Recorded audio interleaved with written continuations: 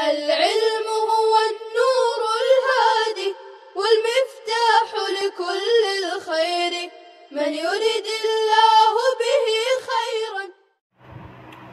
بسم اللہ الرحمن الرحیم. الحمد للہ وکفى وسلام علی عباده الذین اصطفى اما بعد. ونزل في العرنيين لما قدموا المدینہ وهم مرضى فأذن لهم النبي صلى الله عليه وسلم أن يخرجوا إلى الإبل ويشربوا من أبوالها وألبانها فلما صحوا قتلوا راعي النبي صلى الله عليه وسلم واستاقوا الإبل إنما جزاء الذين يحاربون الله ورسوله إلى آخر الآية. عزیز طلبہ، ماقبل کی آیت میں حضرت آدم کے ایک بیٹے قابیل کی طرف سے صادر ہونے والے قتل کے جرم کا تفصیلی واقعہ تھا. یہاں سے آپ صلی اللہ علیہ وسلم کے وقت میں قتل کا جو ایک واقعہ ہوا اسے بیان فرما رہے ہیں. مناسبت بالکل ظاہر ہو جاتی ہے کہ قابیل نے قتل کیا تھا، روئے زمین پہ فساد مچایا تھا، اور وہ قتل کا بانی ہوا تو بعد میں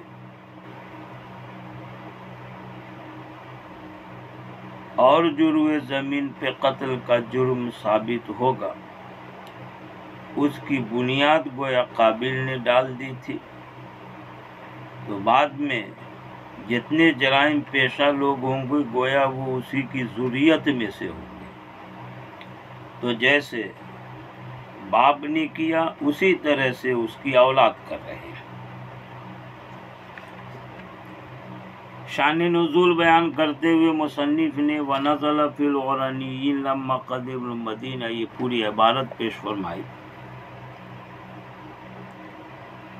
کہ آگے جو آیت ہے انما جزاء الذین یحاربون اللہ ورسولہ، یہ عرنیین کے بارے میں نازل ہوئی تھی.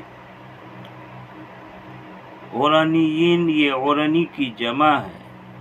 عرب کا ایک قبیلہ عرینا، اسی کی طرف نسبت کرتے عرنی، اور اسی کی جمع عرنیین.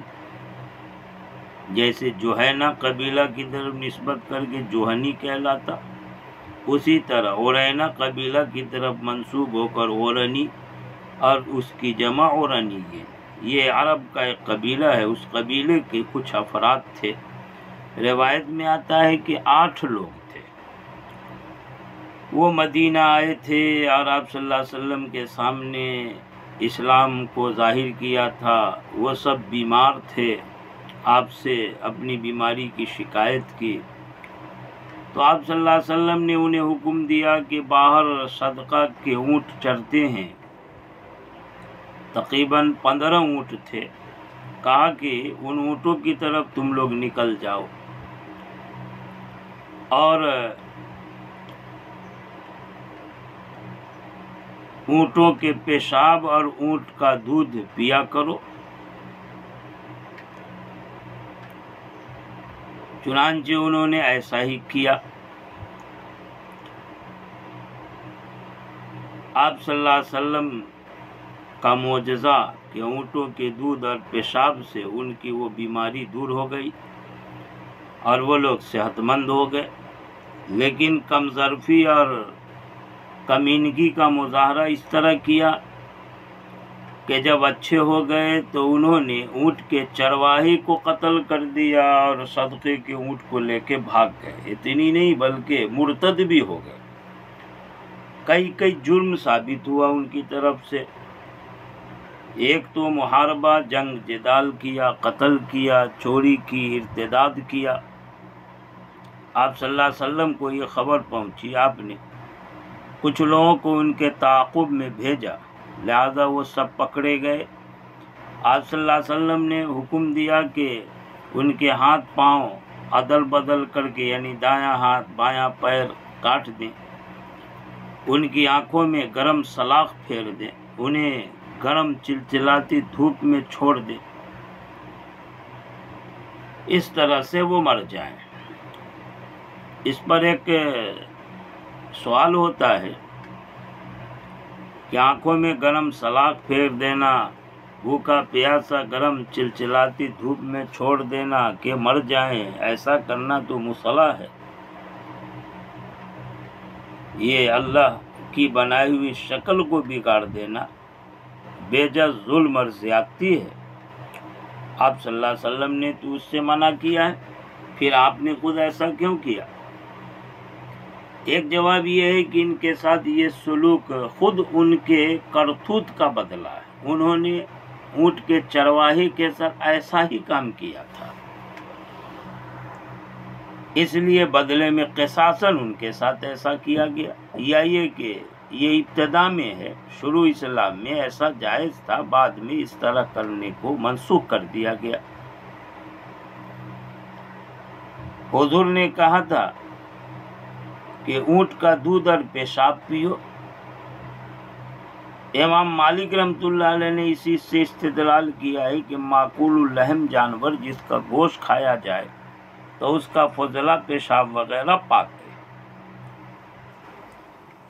لیکن احناف وغیرہ اس کا جواب دیتے ہیں کہ یہ اونٹ کے پیشاب سے جو شفا ہوئی، صحت ملی، یہ اس لیے نہیں کہ اونٹ کا پیشاب پاک ہے، بلکہ یہ آپ صلی اللہ علیہ وسلم کا معجزہ ہوا، اس لیے فائدہ ہو گیا۔ یا یہ کہ یہاں آپ نے اونٹ کے پیشاب پینے کا حکم فرمایا، یہ اضطراری حالت میں، یعنی بیماری ایسی تھی کہ اس کا علاج ہی اس طرح سے ہو سکتا تھا، لہذا علاج اور ضرورت کے پیش نظر یہاں مباح کر دیا گیا اونٹ کے پیشاب کو۔ الضرورات تبیح المحظورات، مشہور ہے کہ ضرورت ممنوع چیزوں کو مباح کر دیتی، اس لیے فقہاء میں ایک قول یہ ہے کہ علاج اور ضرورت کے پیش نظر جائز ہے، ورنہ تو درست نہیں ہے۔ احناف کے یہاں یہ سب پیشاب علاج اور ضرورت میں بھی جائز نہیں، حرام چیز سے علاج کرنا درست نہیں ہے، اور آپ صلی اللہ علیہ وسلم نے فرمایا تھا تو یہ آپ کا معجزہ تھا، اور اس شان کو کوئی طبیب، حکیم، ڈاکٹر نہیں پہنچ سکتا، لہذا حرام چیز، ناپاک چیز اگر دوا میں تجویز کی جائے تو اس کا استعمال درست نہیں ہے۔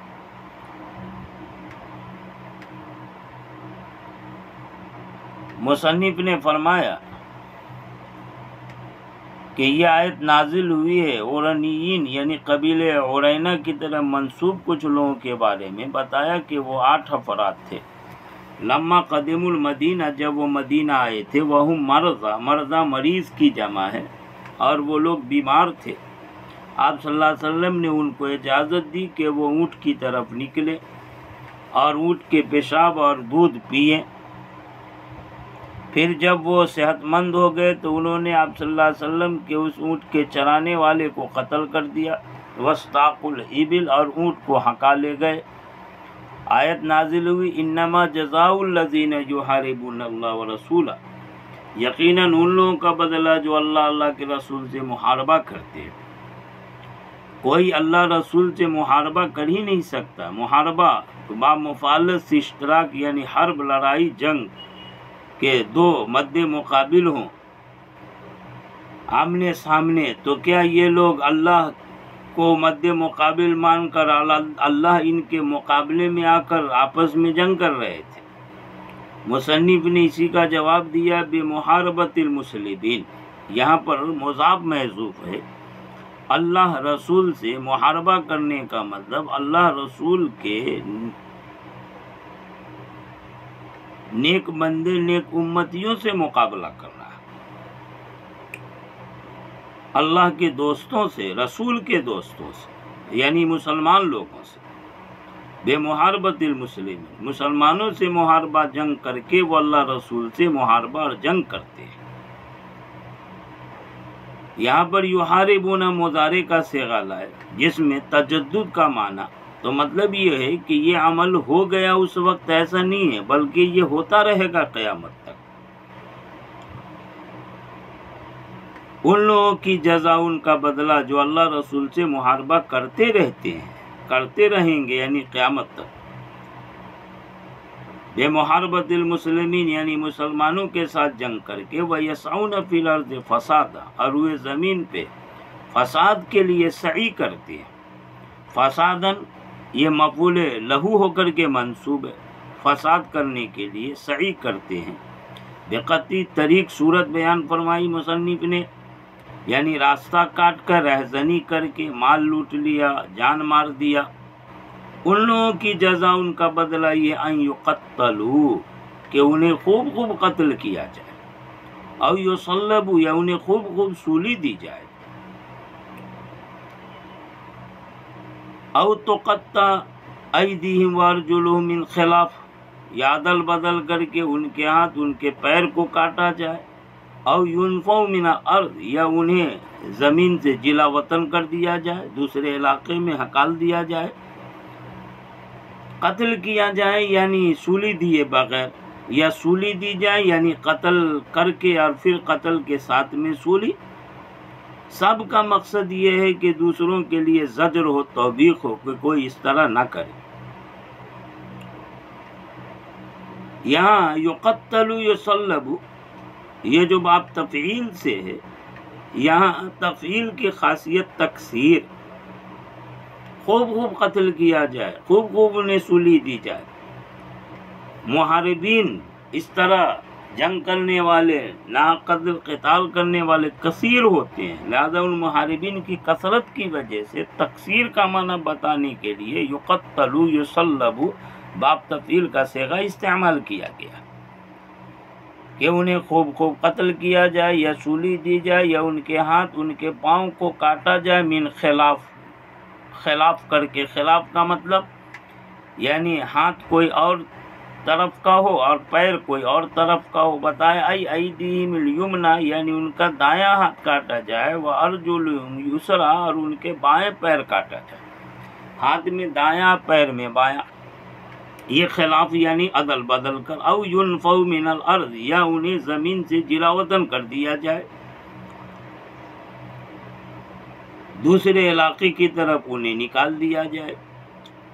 یہ او جو ہے کئی سزائیں آئی، قتل، سلب، قطع اور نفی۔ مصنف نے او کی وضاحت فرمائی، او لترتیب الاحوال، یہ او جو ہے یہ احوال کی ترتیب کے لیے، یعنی مطلب یہ ہے کہ یہ عقوبتیں، یہ سزائیں جو بیان کی گئی ہیں، یہ جرم کرنے والوں کے احوال کے اعتبار سے۔ اب جرم کرنے والوں کے احوال کیا ہوں گے، جن احوال کے اعتبار سے ان کے لیے یہ سزائیں ہوں گی، اس کی وضاحت اور تفسیر مصنف نے آگے بیان فرمائی۔ کہا کہ اول ترتیب الاحوال، کہ او یہ احوال کی ترتیب کے لیے، یعنی احوال محاربین کی ترتیب کے لیے جیسی حالت ہوگی محاربہ کرنے والوں کی ویسی سزا، اور اس کی تفسیر بیان کی۔ فالقتل لمن قتل، کہ فقط کہ قتل کی سزا اس کے لیے جس نے صرف قتل کا جرم کیا، اور صلب سولی دینے کی سزا اس کے لیے جس نے قتل کیا اور مال لے لیا، جان بھی مارا مال بھی لوٹ لیا، اس کے لیے سولی۔ والقطع، ہاتھ کاٹنے کا حکم، لمن اس کے لیے جس نے کہ مال لے لیا، ولم یقتل لیکن قتل نہیں کیا۔ والنفی لمن اخاف فقط، اور جلا وطن کرنا اس کے لیے جس نے صرف ڈرایا، خوف زدہ کیا، لیکن نہ جان مارا نہ ہی مال لوٹا۔ قالہ ابن عباس، یہ تفسیر وضاحت جو کی گئی، حوالہ دیا کہ یہی ابن عباس کہتے ہیں، اور اسی پر امام شافعی کا مذہب، واسع قولی، اور امام شافعی رحمۃ اللہ علیہ کا زیادہ صحیح قول یہ ہے، ان صلب ثلاثا بعد القتل، کہ سولی دینا 3 بار ہوگا قتل کے بعد، یعنی قتل کر دیں اور اس کے بعد 3 بار سولی پر چڑھا دیں۔ اور ایک قول یہ ہے کہ قتل سے پہلے تھوڑے سے سولی دی جائے، قبل او قلیلا، تھوڑے سے سولی دی جائے، وَيُلَاقُ بِالنَّفْيِ، اور نفی یعنی جلا وطن کرنے کے ساتھ لاحق کیا جائے گا اس عمل کو جو اس کے مشابہ ہو، فی التنکیل سزا دینے میں، یعنی زجر توبیق کے لیے کوئی اور دوسرا طریقہ وہ نفی کے ساتھ لاحق کیا جائے گا، یعنی نفی جلا وطن نہ کر کے یہ طریقہ اختیار کیا جائے، جیسے کہا من الحبس وغیرہ، یعنی قید کر لیا جائے یا اس کے علاوہ اور کوئی سزا۔ بہرحال او ترتیب احوال کے لیے لیا۔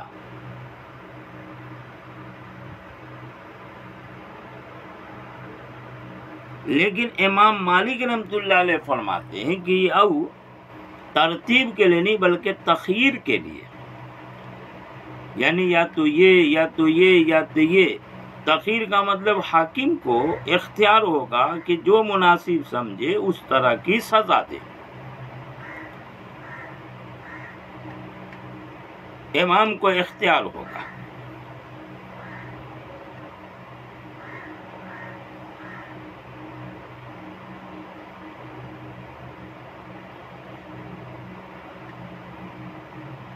بہرحال مقصد یہ ہے کہ زجر اور توبیخ جس سے حاصل ہو جائے، یعنی دوسرے لوگوں کو عبرت ہو۔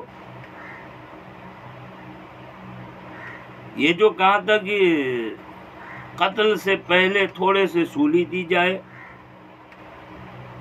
امام مالک امام حنیفہ کا یہی مذہب ہے۔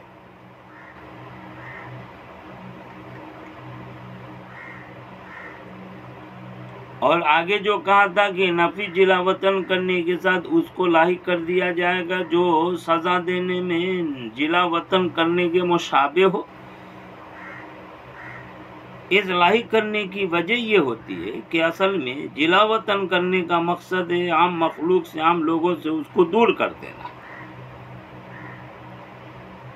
اور یہ جو مقصد ہے جیسے علاقے سے دور کرنے سے حاصل ہوتا ویسے اس کو قید کر دینے، جیل میں رکھ دینے سے بھی حاصل ہو جاتا۔ امام شافعی امام ابو حنیفہ کا یہی مذہب ہے۔ البتہ امام مالک رحمۃ اللہ علیہ فرماتے کہ نہیں، بلکہ جلا وطن کرنا ہی رہے گا، جیل میں بند کر دینا کافی نہیں ہوگا۔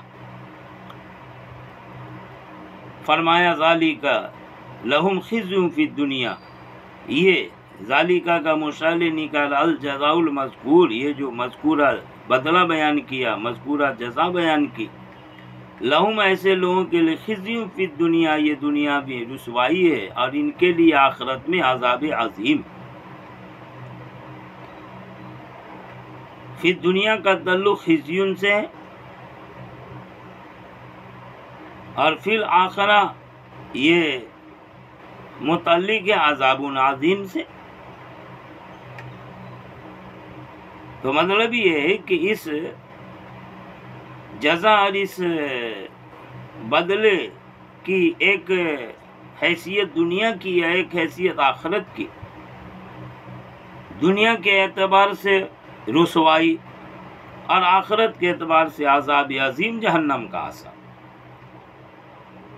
لیکن مفسرین نے کہا کہ آخرت کے اعتبار سے عذاب عظیم جو جہنم کی سزا ہے، یہ اس صورت میں جبکہ وہ آدمی کفر کی حالت میں مرا ہو، ورنہ اگر وہ مسلمان ہے، ایمان والا ہو، ایمانی پر اس کی موت ہوئی تو دنیا میں جو اس کے لیے حدود اور سزائیں ہوتی ہیں یہ تکفیر سیئات کی خاطر ہوتی ہے۔ زجر اور توبیق مقصود ہے دوسروں کے لیے، لیکن اس کے لیے یہ حدود اور سزائیں جابر ہوتی ہے، یعنی اس کے گناہوں کی تلافی کر دینے والی۔